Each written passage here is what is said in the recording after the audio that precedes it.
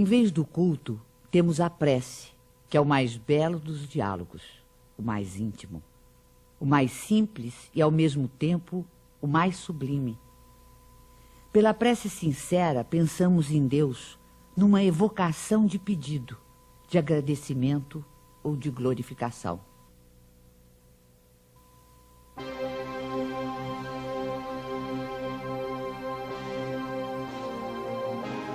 A história da ideia de Deus mostra-nos que ela sempre foi relativa ao grau de intelectualidade dos povos e de seus legisladores.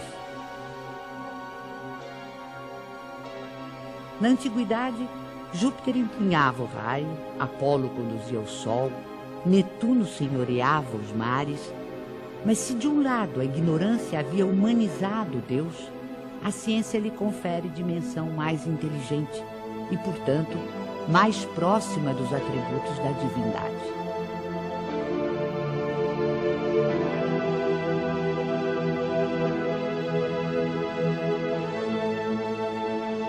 Racionalmente não é possível admitir um efeito sem causa.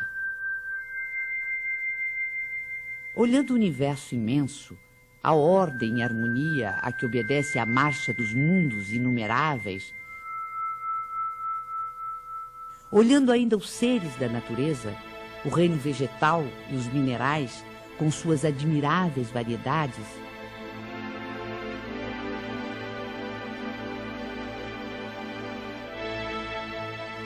sondando também o mundo microscópico, com incontáveis formas unicelulares, toda essa imensidão, profusão e beleza nos obriga a crer em Deus como causa necessária. O feto não pode conhecer a dimensão de quem lhe dará a luz, da mesma forma que o homem é incapaz de perceber Deus em sua divina essência. Mesmo depois da morte, dispondo de faculdades perceptivas menos materiais, não pode ainda o espírito imperfeito perceber totalmente a natureza divina. Como recém-nascido, precisará crescer e evoluir para, aos poucos, adquirir entendimento.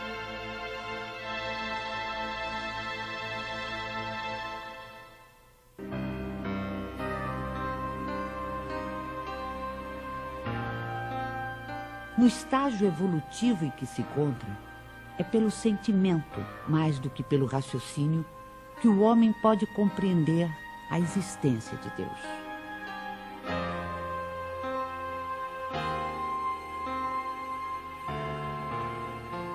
Allan Kardec colocou logo no início do Livro dos Espíritos um capítulo que trata exclusivamente de Deus.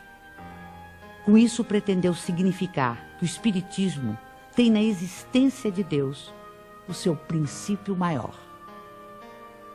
Os seres que se manifestam designam-se a si mesmos pelo nome de espíritos e dizem, alguns pelo menos, que viveram como homens na terra.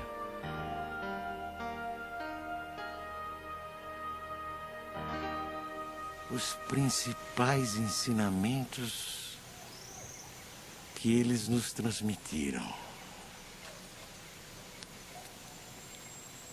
Deus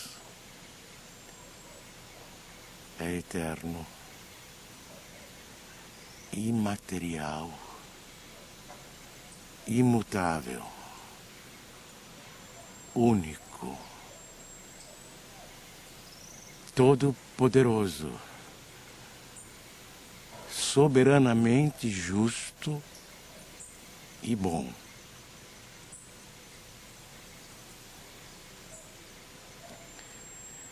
Este é o melhor conceito que a nossa limitada inteligência pode fazer daquele que criou o universo. O universo compreende todos os seres animados e inanimados, materiais e imateriais. Os seres materiais constituem o mundo visível ou corporal, e os seres imateriais, o mundo invisível ou espírita.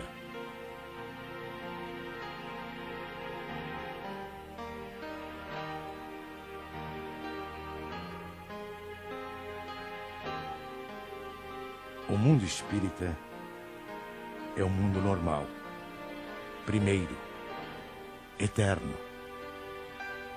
O mundo corporal é secundário. Poderia deixar de existir ou nunca ter existido, sem alterar a essência do mundo espírita.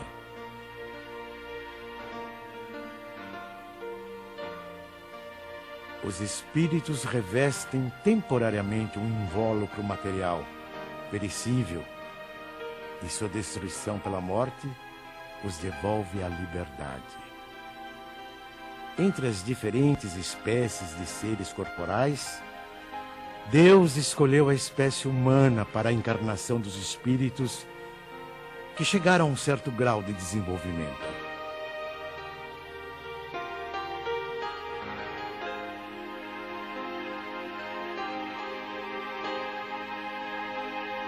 A alma é um espírito que encarnou e, portanto, um ser imaterial e individual que reside em nosso corpo e a ele sobrevive.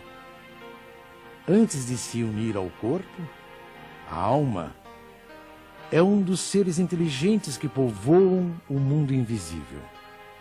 Ao revestir temporariamente um invólucro carnal, a alma adquire as condições materiais para se purificar e se esclarecer. A união da alma com o corpo começa na concepção, mas só se completa com o nascimento. O homem tem assim duas naturezas. Pelo corpo, participa da natureza dos animais, dos quais possui os instintos e o mesmo princípio vital.